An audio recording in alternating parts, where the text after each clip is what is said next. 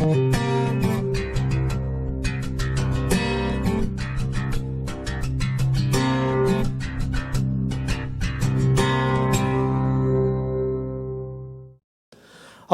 so we are now in Matthew's Gospel. We're starting. We finished Daniel a little while ago, and we've had a few weeks in between. Now we begin Matthew's Gospel. If you're visiting or new, then you've arrived at sort of ground zero. This is where we begin. Chapter 1, verse 1. If you want to know what's going to happen at the end of this book, then hang around for a couple of years, and we'll get to chapter 28. So that's the plan. We're going to move through verse by verse. We're not going to avoid passages or issues that we find difficult. We're just going to unravel and unpack every single part of this glorious book as we go through it in the coming weeks, months, and quite possibly years. As we begin Matthew's Gospel, if you need a Bible, you'll find them, the Pew Bibles are the same version that I'm using in front of you. If there's not one in front of you, then just reach behind. There'll be one behind you. But we're using the Legacy Standard Bible here, and all the Pew Bibles are the same. So as we begin in Matthew's Gospel, normally the first sermon in a series on a book is incredibly boring. And, you're like told who wrote it, when they wrote, why they wrote it, all of it. It's kind of more of a lecture. And I want to spare you that, so I'm going to tell you the bare bones, and then we can progress. Because I think that's really what we want to do predominantly.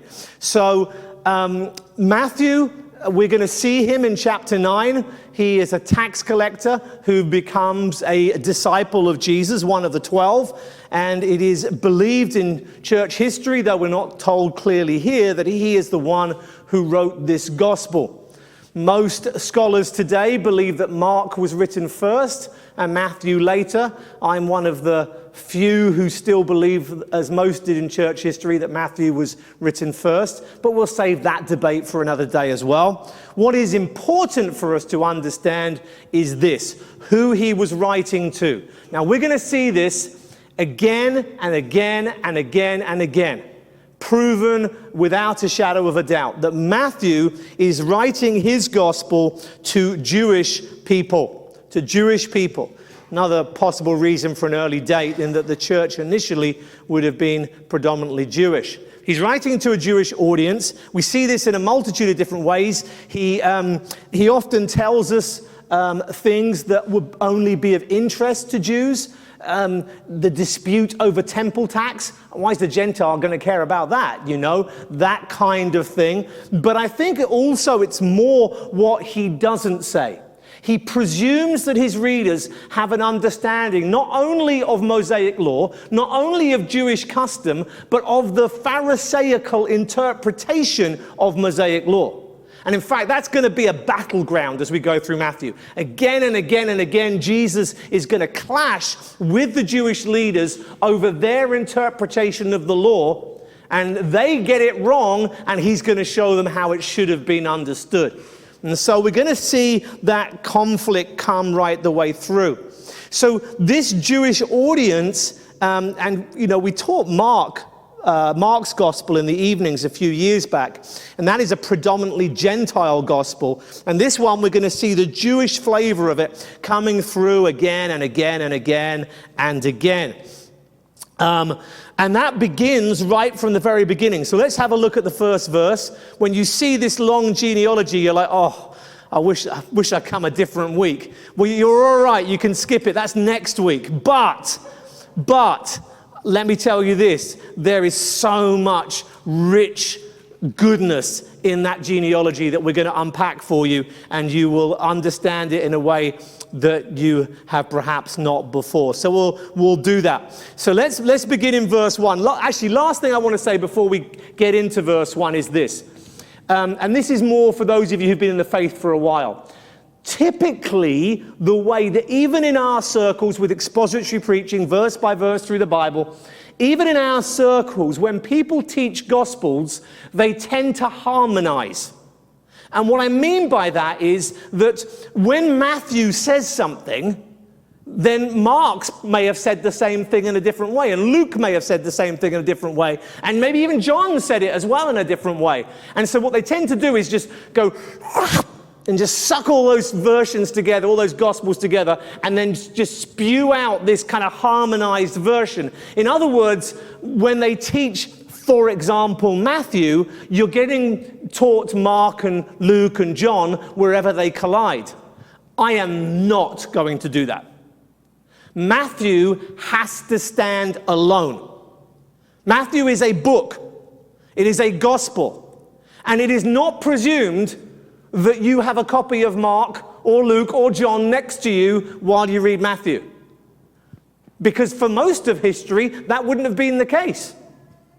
So we're not going to say, it wasn't as if Matthew, while writing his gospel, said, don't worry about that, Mark will cover it.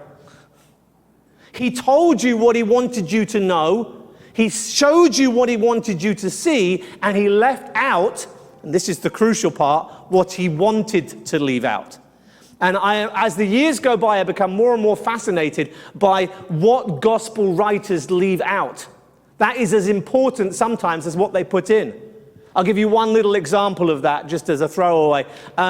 John's gospel, John right from the beginning of his gospel talks about the theme of glory. Glory, glory, glory. It's one of the major themes in John's gospel. The glory of Jesus Christ. He talks about it throughout the gospel. It becomes a major theme.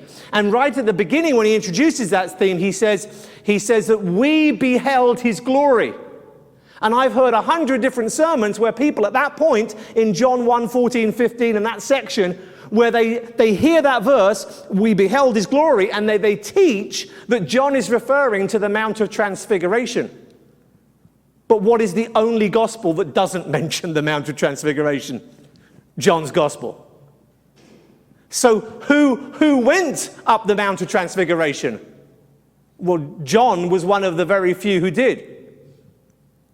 Only 3 disciples went up, and John was one of them, and yet he's the only one in his Gospels who doesn't mention it. That has to be significant. And the short story, spoiler alert, is that the reason he doesn't do that is because for John, Jesus lifting the veil, as it were, and them seeing a glorified Christ is not the theme that he's trying to talk about, but rather the glory of Jesus is seen at the cross, which is why in John 12, when Judas goes out to betray Jesus and begin the events that we call the passion, the suffering and the death and the resurrection of Jesus Christ, Jesus then says, now the time has come for the Son of Man to be glorified. John doesn't want you getting distracted by Jesus shining on top of a mountain. He wants you to see the glory of Christ on the cross, where he shows and expresses the character of God with the greatest clarity, and thus God is glorified through him redeeming us through the blood of his Son. See, there's always a reason why stuff's left out as much as why it's put in. So when we embark on Matthew's gospel, we will be looking at what Matthew says, not what the others say. The one exception to that rule, as you will see next week, is that sometimes when other gospels mention something, there's a reason for a difference. Like I say, a reason that something has been omitted, a reason that something's been expressed a different way. And then at those occasions, we will maybe compare them, not to get additional information, not for us to just harmonize and then say, here's the message by combining these gospels, but rather to say, now let's see why this is different.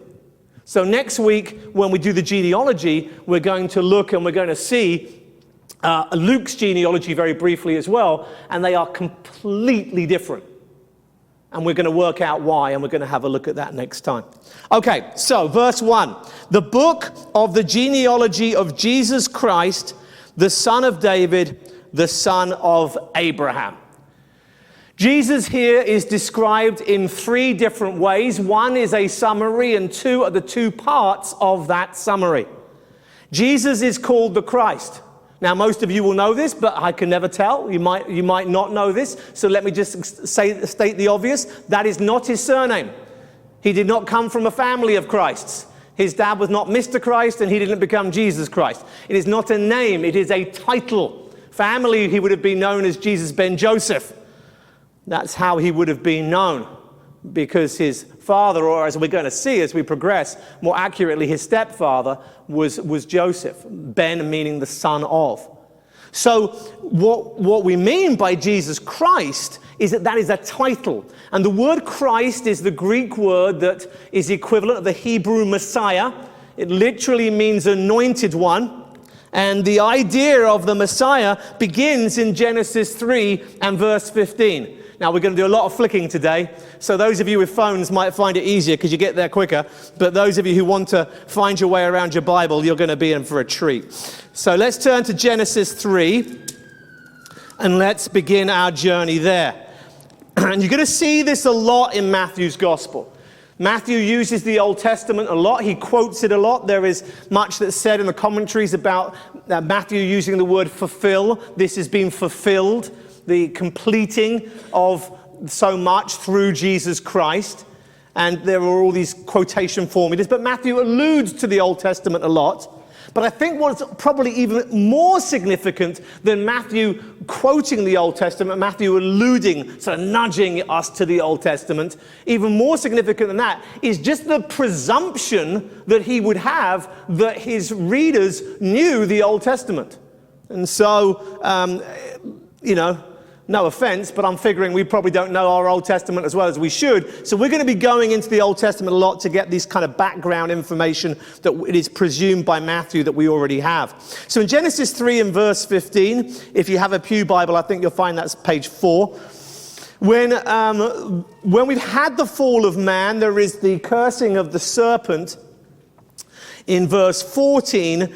And he says this, because you have done this, cursed are you more than any of the cattle and more than every beast of the field. On your belly you will now go, and dust you will eat all the days of your life. And I will put enmity between you and the woman, and between your seed and her seed. He shall bruise you on the head, and you shall bruise him on the heel. From this one verse, verse 15, there is the seed, if you pardon the pun, of the entire theology of the Messiah. This is where it begins. That the serpent has led humanity through temptation into sin. But that he will not be the victor. He will be destroyed. The curse is upon him. And the woman will have a seed, a descendant, and that descendant shall bruise the serpent on the head. That would be a fatal wound. And you, the serpent, shall bruise him, that's the seed of the woman, on the heel. And there will be a wounding, but it will not be as bad, as permanent, as ending. And we see that ultimately, obviously hindsight's 2020, we see that ultimately fulfilled in the cross. I think what is important to note here is just what an amazing statement this is in the context of Genesis 3. What was it that was promised to mankind if they ate from that fruit in the garden? They could eat any of the trees, any they liked. They were all declared to be good. But there's that one tree, the knowledge of good and evil, which we've spoken about quite a bit recently in various sermons and in our midweek studies in Romans. The important thing for us to note there is simply this, that the tree of a knowledge of good and evil is God declaring what is good and evil. God creates this day, everything's good. He creates this, it's good. He creates that, it's good. God declares it to be good. Here's your fruit. It's all the fruit from these trees. It's good. And then in Genesis 3 verse 6, the woman sees the forbidden fruit and it looked good for food. She is taking the role of God. She is the one determining now what is good and evil. We see that in the world today, don't we? Where people just, they will be the determiners of what is right and what is wrong, what is good, what is evil. They have taken the place of God. And the thing that was promised, if she would eat from that fruit, if mankind would eat from that fruit, was what? Death. Death is the guarantee. That's the promise. And now what's God saying in verse 15? You're going to have offspring. Do we not see the mercy of God in that? If the second that she picked up that fruit and taken the first bite, she had dropped down dead, that would have been absolutely fair and just. But even then, God has mercy in that he extends the life of the man and the woman so that they will be able to have offspring and that they would be able to continue the role that God had given to mankind to fill the earth with his glory. Adam and Eve had sort of kingly roles. They were given dominion over the earth. They were to rule over the earth in place of God. That they were to be the ones that would be able to rule on his behalf. We've spoken at length in the past about delegated authority. And they had delegated authority. They were royal rulers in a sense. But there is one that is going to come from them who will end the work of the serpent. There's one who's going to come who is going to redeem. And that promise develops. It develops throughout the Bible. When God wipes out the earth with a flood, he shows his mercy again in preserving this family to continue. And then the next step, again, we go on. We have the Tower of Babel, and God, again, preserves mankind, though he separates them into nations, and on we go. And immediately after that, in Genesis 12, we have the coming of Abraham. We're going to talk about him a little bit later, and we'll turn there in a bit, because he comes up in our verse in a while. But Abraham is given promises, and it's clear that the seed is going to come through the nation that God is going to create through Abraham. What becomes clear in the Genesis narrative is that seed will come through Isaac, the chosen son, and not through Ishmael, the firstborn. And then the seed will come through Jacob and not through the firstborn of Esau. And then at the end of the book of Genesis in chapter 49, we learn that ultimately the royal rule will come through the tribe of Judah. Now then, a little bit later, and you can turn there with me to 1 Chronicles 17, which is what Jenny read for us this morning. I always prefer her reading the Bible to me. 1 Chronicles 17, page 569 on the Pew Bibles. In 1 Chronicles 17, we have one of two passages in the Bible where David receives a visit from Nathan. In fact, there's other passages where he receives a visit from Nathan. The conflict between those two men over the issue of Bathsheba and David's sin is obviously another one. But we have two times where Nathan comes to David and makes a promise of a covenant. In verse 7, so now thus shall you say to me, that's page 570 turning over now, you shall say to my servant David, thus says Yahweh of hosts, Yahweh of armies, mighty Yahweh, sovereign ruler. I myself took you from the pasture, from following the sheep, to be ruler over my people Israel. So David's going to become king. And I have been with you wherever you've gone. I've cut off all your enemies from before you. I will make you a name like the name of the great men who are on the earth. And I will appoint a place for my people Israel, and I will plant them, that they may dwell in their own place and not be disturbed again. And the unrighteous will not waste them anymore as formerly. So it seems that in that verse, we're having a description of Israel being placed, and they would not be disturbed again. Was Israel a nation under David? Oh, yes. Was it powerful? Yes. Were they disturbed? Did unrighteousness ever come into their midst again? Did they ever leave the land again? Oh, yes. The Babylonian captivity.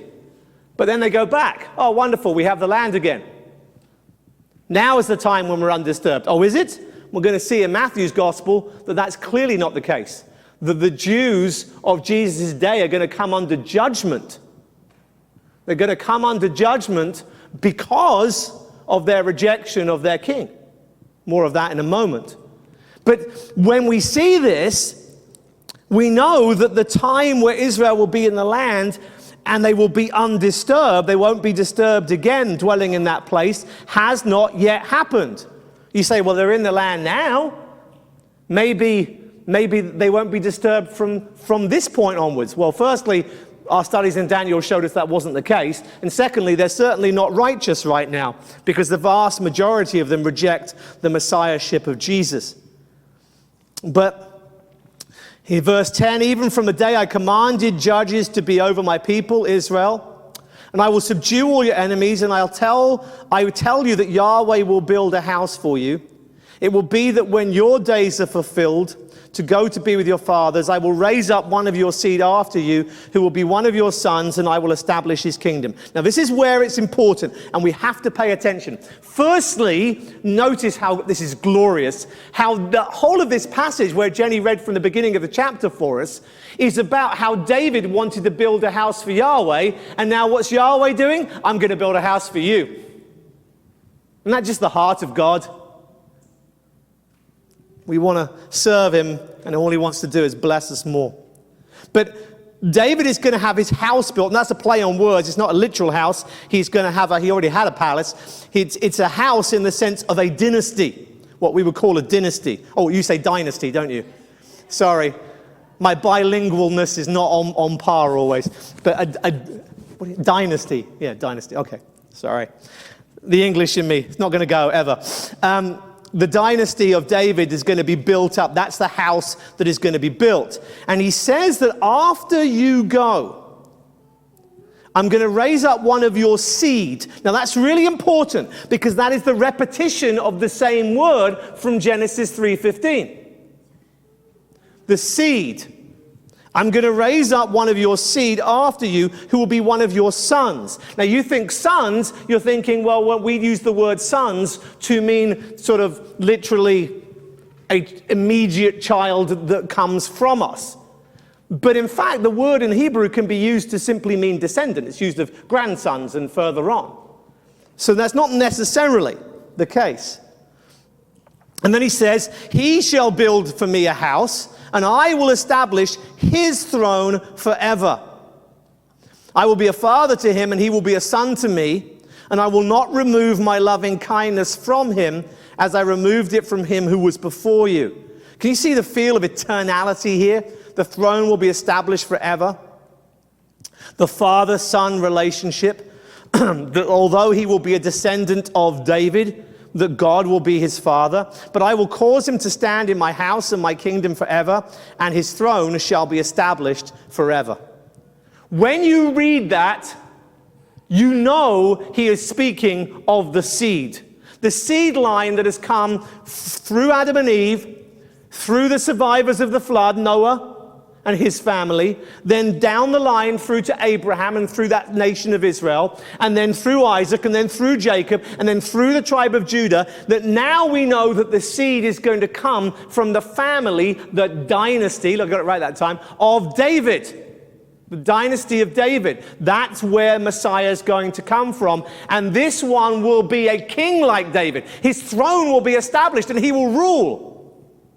Now, we won't turn there because I don't want to waste too much time, but there is a parallel passage to this in 1 Samuel.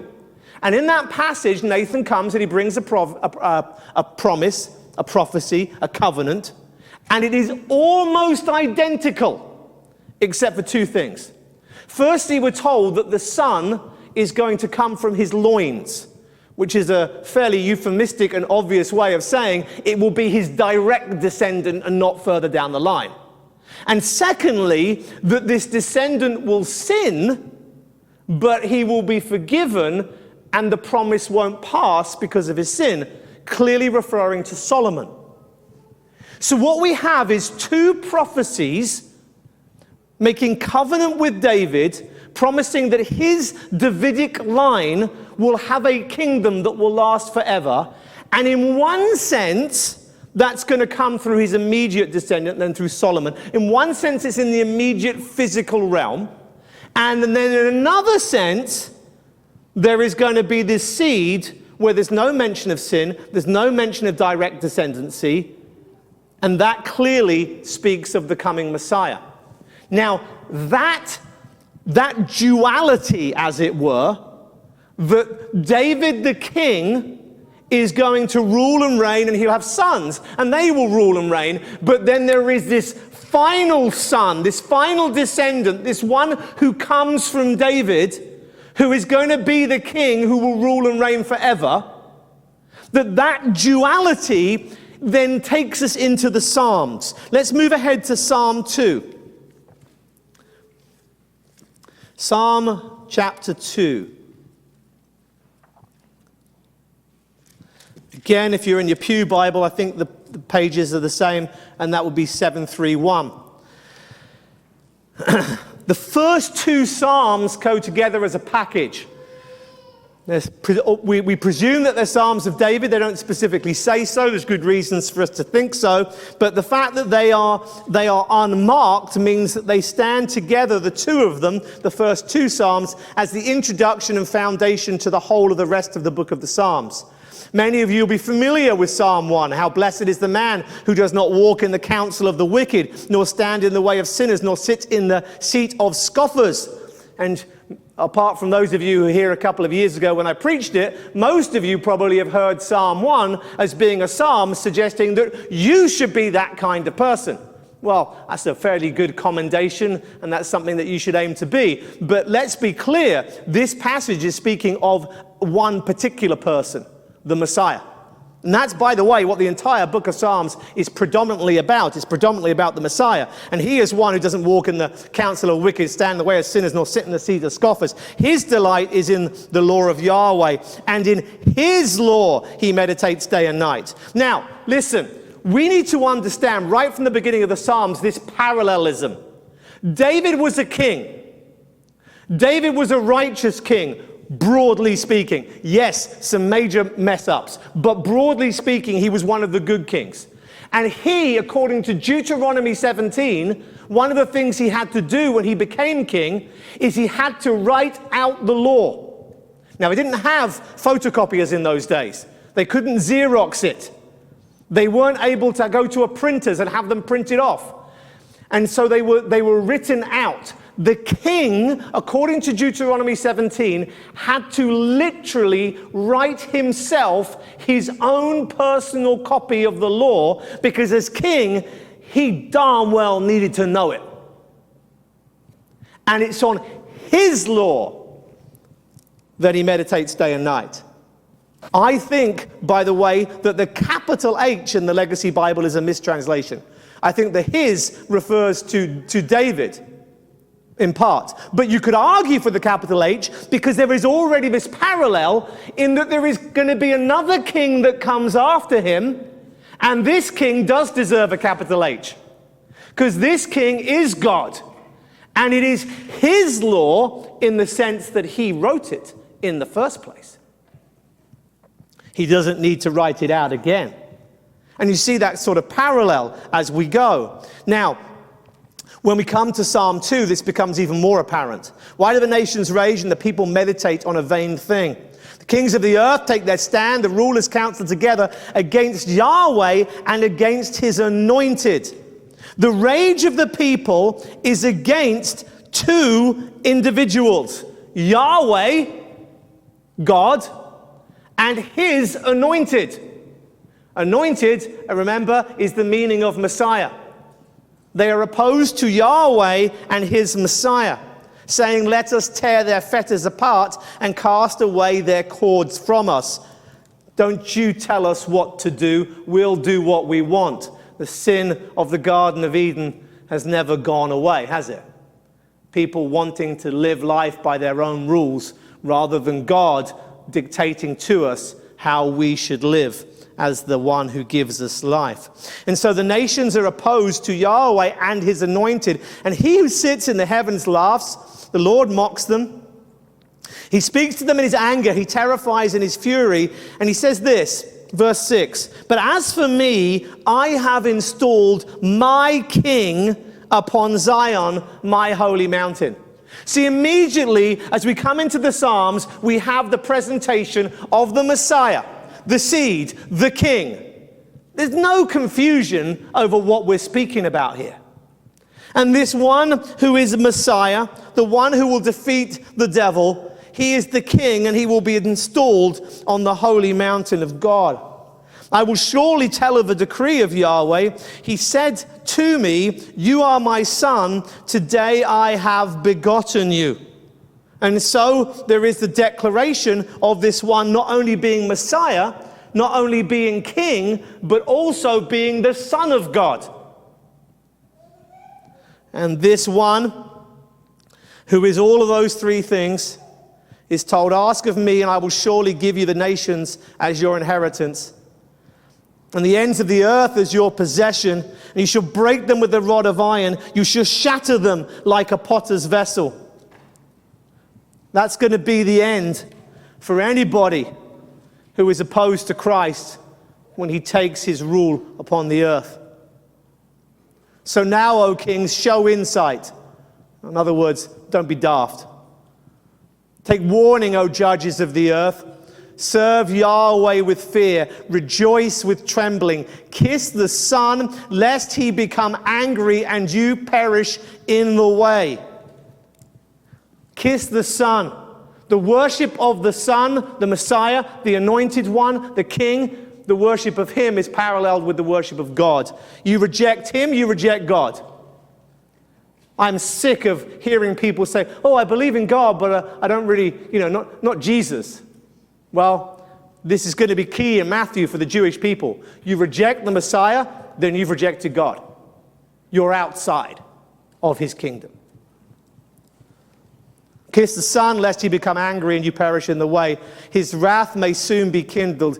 How blessed are those who take refuge in him. And so we go through the Psalms, and again we worship God, and then we see this Messiah, this coming King, who is to be worshipped too. He is distinct from God, and yet he is God.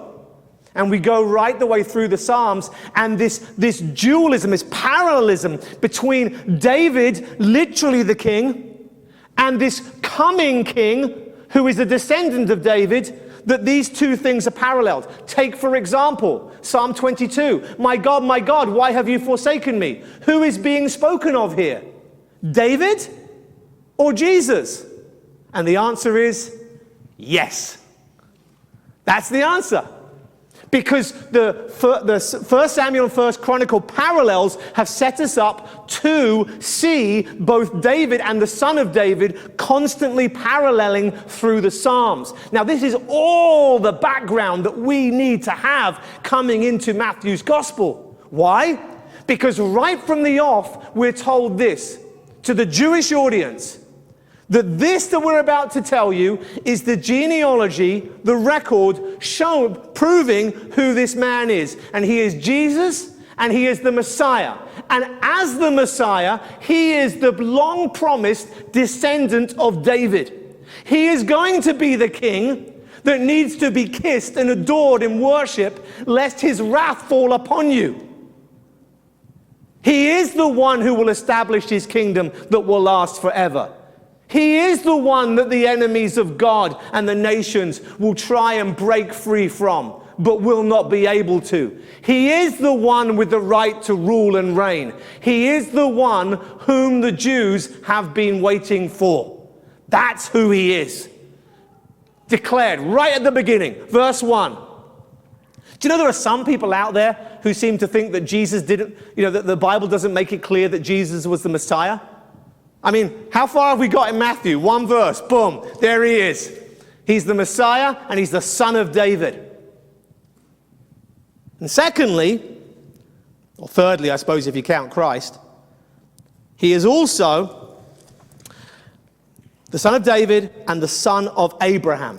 Now that seems, at first glance, a little bit of taking a step backwards. We've already seen, haven't we, that there's this promised line, there is going to be this seed of the woman, that's Eve, and we go through and we have this line, and then it's clear that the promise has to come through Noah, because everyone else has been killed in the flood, has to come through the line of Noah. Then it's clear, once the nations are divided, that God's going to raise up his own nation, the nation of Israel, through Abraham. He's going to come through Abraham, and then through Isaac and Jacob, and then we get through to David, and we'll talk about something even after that, maybe next time when we deal with the genealogy. So when we come to him being the son of David, he is the seed in that promised line. We've already bypassed Abraham. We've already been past him. Wouldn't it make more sense to say he's Jesus the Messiah, Jesus the Christ, that he is the son of Abraham, we get there first, and then the son of David? That way, when I was going through that in Genesis, I could have taken you to Genesis 12, we could have done Abraham, and then we could have moved on to David, and that would have made things a lot easier. But there's a reason why son of Abraham comes next. There's a reason why son of Abraham comes next. Let's turn to Genesis 12. Genesis 12, page 14 of the Pew Bibles. And so God is dividing the world into nations. There's much more we could say about that, but we'll avoid that rabbit trail today. And we come to chapter 12, and God is going to raise up his own nation. And Yahweh said to Abram, "Go forth from your land, from your kin, and from your father's house, to the land which I will show you. And I will make you a great nation, and I will bless you, and make your name great, so that you shall be a blessing. And I will bless those who bless you, and the one who curses you I will curse, and in you all the families of the earth will be blessed." Okay. There are two separate and distinct things going on here. In fact, with the covenant of Abram, there's three distinct things going on. But in here, clearly, there are two distinct things. That Abraham is going to, on the one hand, have a particular nation that's going to come from him. That's the seed line. And that's one of the promises to Abraham. Abraham was promised seed, one of the three things. He was promised land, the second of the three things. And the third thing he was promised was blessing. Now look how it shifts in the latter part of verse 3 with regards to blessings. "I will bless those who bless you, and those who curse you I will curse." So he's going to be a blessing, end of verse 2. And there seems to be a contingency here. That those who bless you I will bless, and those who curse you I will curse. The yous there in the original become plural. And that's why I think it's very dangerous. You know, anti-Semitism is something straight from Satan. He loathes the Jews. Cursing is for those who curse them, but blessing is for those who bless them. And ultimately, through Abraham, all the families, not just nations, but families of the earth will be blessed. All the dynasties, see, I'm getting the hang of it now, dynasty. The dynasties of the world are going to be blessed through Abram. Now, how is that going to be? That's going to be, as Paul picks up in the gospel, in the epistle to the Romans, Paul picks up and talks about Abraham's seed being singular and being Christ, and how through him all the nations of the world are blessed. You say, well, I know that. How does that explain why Abraham becomes second? Let me tell you really clearly.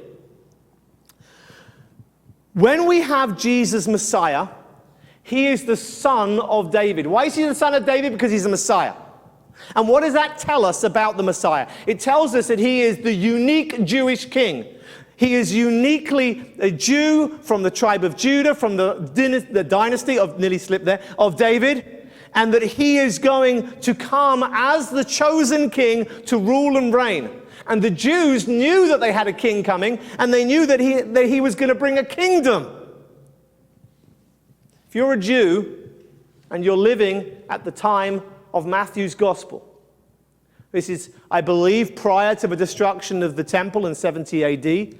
It's in the time before, exactly where we can debate over another time, exactly what date, but it is before the destruction of a temple. And if you are evangelizing Jews, if you are trying to tell the Jews that Jesus is their Messiah, what are they going to say to you? They're going to say, well, if he's the king, where's the kingdom? Where's world peace? Where's the lion lying down with the lamb? Doesn't seem much of a king to me. And so Matthew is going to speak to these Jews, and he tells them straight off, he is the king. He is the son of David. He is that one. And he is going to prove to the Jews through this gospel that Jesus is that king. And he'll answer that question, what about the kingdom? We're going to be dealing with that really heavily, chapters 12 and 13, when we see the Jews' rejection of Jesus' messiahship and Jesus shifting tactics, as it were, changing how his ministry is going to function as a result of that rejection from chapter 13. And so the Son of David speaks to the Jewish people that this is their promised king, that they should bow before and kiss him, lest he be angry. But son of Abraham contains within it the promise that all the families of the world will be blessed. And what Matthew's gospel does, while speaking predominantly to a Jewish audience, is he lets them know that the gospel is going to be going to the Gentiles. You see, we start here at the beginning. I'm going to do a spoiler here for you, because we're going to turn to the end of Matthew's gospel. All right? But you'll have forgotten it in 2 years' time. Don't worry. So let's turn to Matthew 28. Because when we begin, we see the Jewish Messiah, son of David, and we see a reference to Abraham, who was promised that he would bless all nations and the families throughout the earth. And then this very Jewish gospel, halfway through, about chapter 12, the Jews reject Jesus, and then the gospel starts to more and more go out to Gentiles. We have parables about parties being thrown and people not attending, and so others, vagabonds, being brought in to enjoy the feast that was prepared for others. And there is this kind of directing of the gospel, letting the Jews know that their Messiah is for everybody. And then when we have the very end of Matthew's gospel, how does it end? Verse 16 of Matthew 28. But the 11 disciples proceeded to Galilee, to the mountain which Jesus had designated. Mountain, by the way, is significant. Mountain, Psalm 2.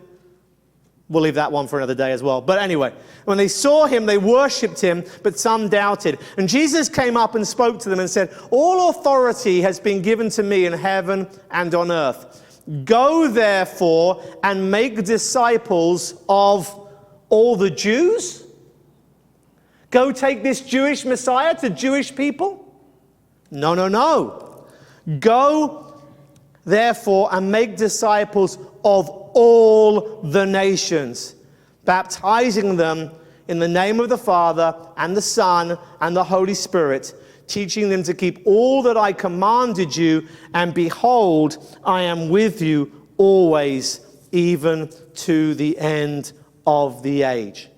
And so as we get into Matthew's gospel properly next week, we're going to look at this genealogy. Trust me, I know it looks like it's going to be it's going to be a good sermon.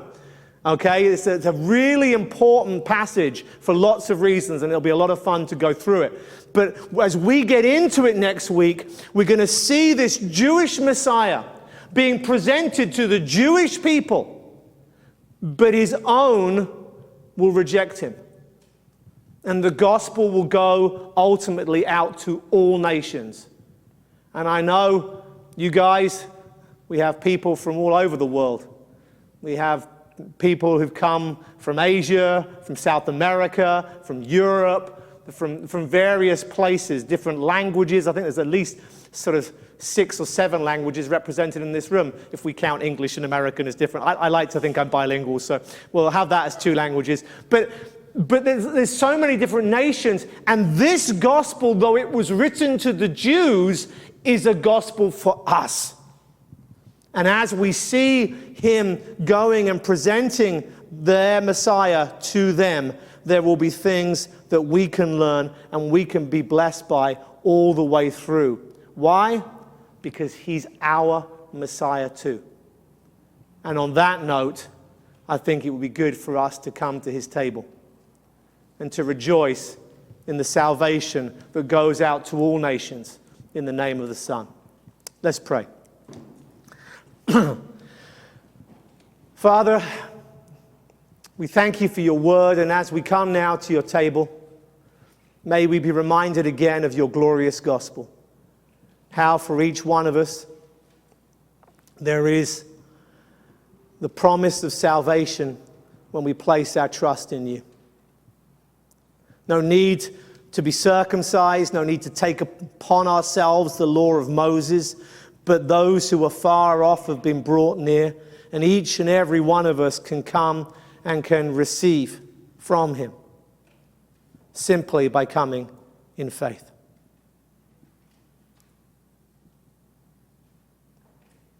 Lord, as we now come to your table, Convict us in our hearts of any outstanding sin, lest we come presumptuously. But embolden us, Lord, that we wouldn't feel that our sin would disqualify us, knowing that this represents salvation and forgiveness for sinners like us. Father, forgive us for our sin. And may we come now grateful and rejoicing in the shed blood of your Son. Amen.